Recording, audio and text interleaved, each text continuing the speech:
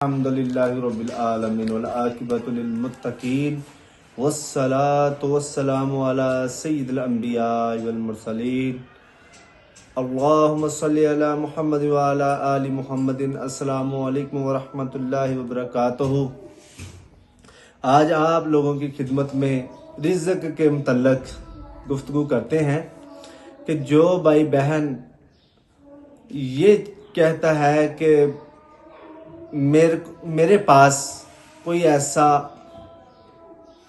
काम नहीं कि जिसकी बदौलत मुझे अल्लाह ताला रिज़्क़ अता करे, तो उस इंसान को चाहिए कि हर फ़र्ज नमाज के बाद यानी कि फ़जर, ज़ोहर, असर, मगरब, इशा इन पांचों नमाजों के साथ 700 मरतबा या बासितु या रज़ाको या रज़ाको पढ़ेगा।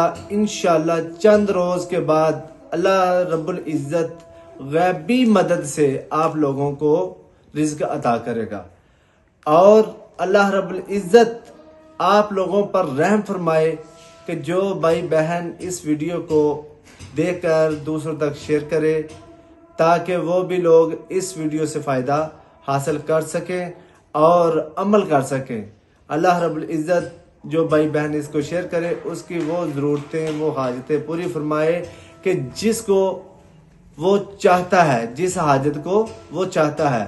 अल्लाह रब्बुल इज़्ज़त हमें अमल की तौफीक अता फरमाए। आमीन सुम्मा आमीन।